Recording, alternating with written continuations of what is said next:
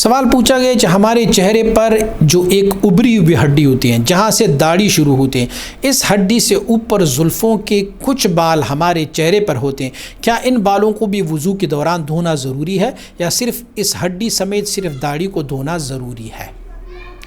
اچھا جی، حدود جو ہے وہ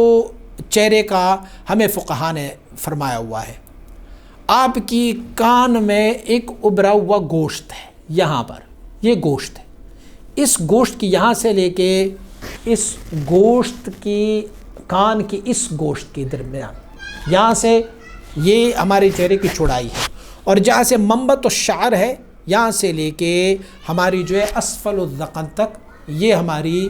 چہرہ ہوتا ہے۔ یہ فقہاء نے اس کو چہرے فرمایا ہوا ہے۔ پھر ہمارے کانوں کے قریب جو ہے وہ سر کا کچھ حصہ آ جاتا ہے، یہاں پر جو ابری ہوئی ہماری ہڈی ہے بالکل کان کے اس لو کے برابر یہ ابری ہوئی ہڈی ہے، تو اس ابری ہوئی ہڈی کے نیچے ہمارا چہرہ ہے اور اس سے اوپر والا ہمارا جو بالوں کا حصہ ہوتا ہے وہ ہمارے سر کا حصہ ہے۔ تو سر کی مسح جو ہے وہ کافی ہے ان کے لیے، اور جب ہم چہرہ دھوتے ہیں تو یہ جو ابری ہوئی ہڈی اور گوشت کے درمیان کا جو حصہ ہے، یہ والا حصہ یہ اکثر و بیشتر رہ جاتا ہے، چاہیے یہ کہ یہ والا حصہ بھی تر ہو، لیکن یہ جو ابری ہوئی ہڈی ہے اس سے اوپر آپ کے سر کا حصہ ہے اس کا دھونا لازم نہیں ہے۔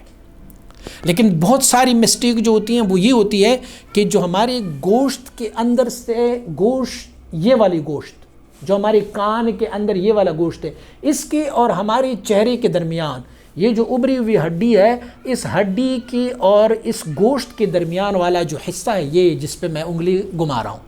یہ والا حصہ یہ اکثر و بیشتر لوگ چھوڑ جاتے ہیں، لیکن یہ چہرے کے فرائض میں شامل ہے۔ لیکن جو ابری ہوئی ہڈیاں ہیں اس سے اوپر آپ کا سر والا حصہ شروع ہو جاتا ہے، نہانے میں تو لازم ہوگا جب آپ غسل جنابت ہے، کیونکہ وہاں پوری بالوں کو، پوری جسم کو آپ نے گیلا کرنا ہے، وہ لازمی ہے۔ لیکن وضو کے دوران جو ہے اس کو لازم نہیں ہے، کیونکہ یہ سر کا حصہ ہے اور یہ مسح کے ساتھ کور ہو جاتا ہے۔ لیکن یہ دونوں جگہوں کو آپ نے ضرور تر رکھنا ہے، کیونکہ یہ چہرے کا حد ہے اور چہرے کا حصہ ہے، تو یہ فرائض میں ہی شامل ہوگا۔